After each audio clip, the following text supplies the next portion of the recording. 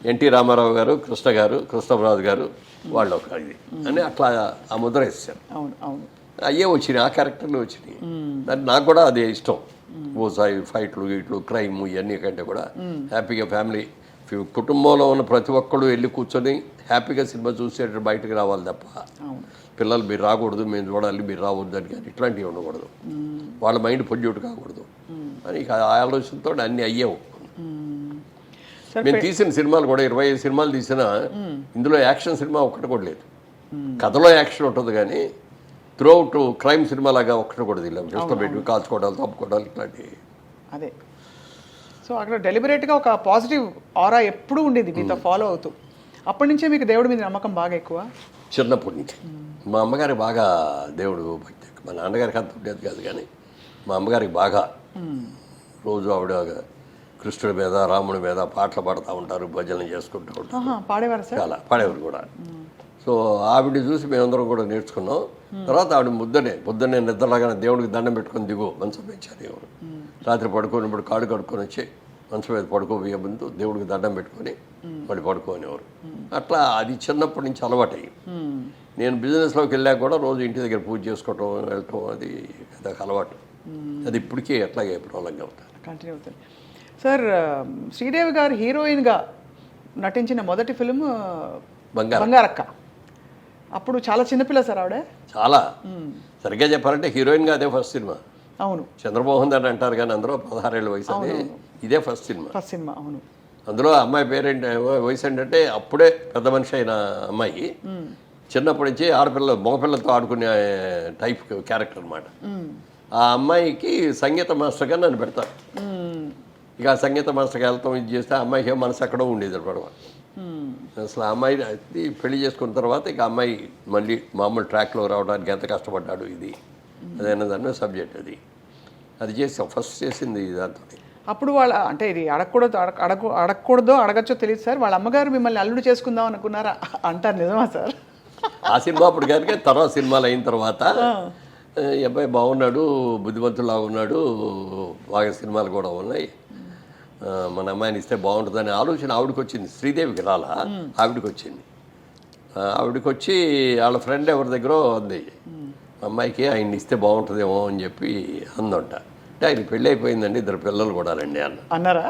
అంటే లేదు అట్లా అప్పుడే పెళ్ళి అయ్యి ఉంటుంది కుర్రాళ్ళలాగా ఉంటే. అంటే అయితే నేను తీసుకెళ్తానండి, వాళ్ళు నాకు ఫ్రెండ్సే, ఊరికే తీసుకెళ్తా, మీరు ఏం మాట్లాడదు అక్కడ వచ్చి చూసేసి వచ్చేయండి అని. ఇద్దరిని ఆవిడ తీసుకొని వచ్చిన తర్వాత ఇంటికి వచ్చాక చూసేది నన్ను, మా ఆవిడ్ని, మా పిల్లల్ని అందరిని చూసి మళ్ళీ డ్రాప్ అయిపోయింది.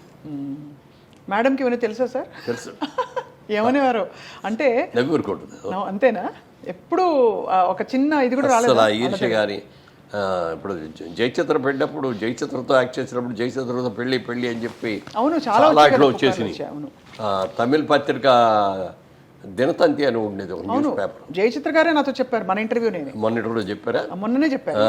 అదే దాంట్లో ఫస్ట్ పేజీలో మెయిన్ పేజీలో సెకండ్ మెయిన్ హెడ్డింగ్గా వచ్చేసింది మా ఇద్దరిదే పెళ్ళి. నాకు తెలియదు అసలు ఇదేంటి ఇది.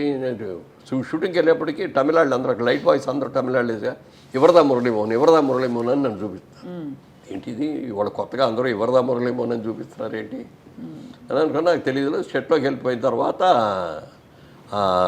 ఎవరో వచ్చి అడిగారు, ఏంటి జయచిత్ర పెళ్లి చేసుకుంటున్నావు నిజమేనా అని. ఏంటి ఏం జయచిత్ర పెళ్లి చేసుకోవడం ఏంటి, నాకు పెళ్ళి అయిపోయింది కదా ఇంకా పెళ్ళి ఏంటి అన్న. కాదు ఇవాళ పేపర్లో వచ్చింది చూడ, నా తమిళ పేపర్ చూపించారు, అక్కడ నా ఫోటో జయచిత్ర ఫోటో 2 ఫోటోలు వేసి రాశాడు. ఈ లోపల అట్లూరు పోచంద్ర గారు ఫోన్ చేశారు, బాబు ఎక్కడున్నావు అన్నారు. వాహిని స్టూడియోలో ఉన్నానండి షూటింగ్లో అన్న. ఎంతసేపు సాయంత్రం దాకా ఇక్కడే రండి అన్న. నేను వస్తున్నాను అన్నాడు. అనగానే అప్పుడు భయం వేసింది. అప్పుడు దాకా ఏమీ లేదు. ఇదేంటి ఈయన వస్తున్నారు, ఈ పేపర్ ఏమైనా చదివాడు ఆయన, లేకపోతే ఏమైనా తెలిసిందా, వేరే పనితో వస్తారా అని కొంత ఇది ఉంది. అయినా అయ్యి ఉండదులే అని చెప్పి నా షూటింగ్లో పడిపోయాను. ఆయన కరెక్ట్గా 11:30కి వచ్చారు. వచ్చి బాబు ఒకసారి రాయిపోయి మాట్లాడదామని అని మేకప్ రూమ్లో తీసుకొచ్చి ఇట్లా పేపర్లో వచ్చింది బాబు నిజమేనా అన్నాడు. అయ్యో అలాంటి పని నేను ఎందుకు చేస్తానండి, నేను ఎప్పుడు అలాంటి పని చేయను, ఏదో ఎక్కడా పొరపాటు పడి ఏమన్నా చేస్తానేమో తప్పు అని చెప్పడం కోసం వద్దు అని చెప్పడం కోసం వచ్చాను అన్నారు. చాలా సంతోషం అండి మీరు నా మీద ప్రేమతో వచ్చినందుకు. మీరందరూ ఎప్పుడైనా నా గురించి తలెత్తుకునేటట్టు ఉండాలి తప్ప తలదించుకునేటట్టుగా నేను ఉండనండి ఎప్పుడు. అలాంటి పని చేయనండి. అందుకే బాబు చాలా సంతోషం అని చెప్పి వెళ్ళిపోయారు ఆయన. అంటే ఒక ఫాదర్లీ ఎఫెక్షన్ ఆయనకి నేనంటే. అవును సార్, మిమ్మల్ని ఇంట్రొడ్యూస్ చేసింది వారే. ఆయనే కదా, ఆయన పెట్టిన భిక్ష పేరు కదా. పెట్టిన పేరే పేరు ఆయన పెట్టారు, ఆయన పెట్టిన భిక్ష. స్థానమే. అందుకే నా జీవితంలో ముగ్గురిని మర్చిపోలేను. ఒకటి మొట్టమొదట మాణిక్యాలరావు గారని మాకు బిజినెస్లో నాకు వర్కింగ్ పార్ట్నర్గా ఇచ్చిన మాణిక్యాలరావు గారిని, సినిమాలో ఇంట్రడ్యూస్ చేసిన అట్టూరు పూర్చంద్రరావు గారిని, నన్ను బాగా పైకి తీసుకొచ్చిన దాసనారాయణరావు గారు. ఈ ముగ్గురిని మాత్రం జీవితంలో నేను మర్చిపోలేను. వాళ్ళు ఈ స్టేజ్లో ఉన్నానంటే వాళ్ళు పెట్టిన భిక్షే. అవును సార్, అది మీ మంచితనం సార్. మీరు గురువుల్ని గుర్తుపెట్టుకోవడం అన్నది చాలా గొప్ప లక్షణం కదా సార్.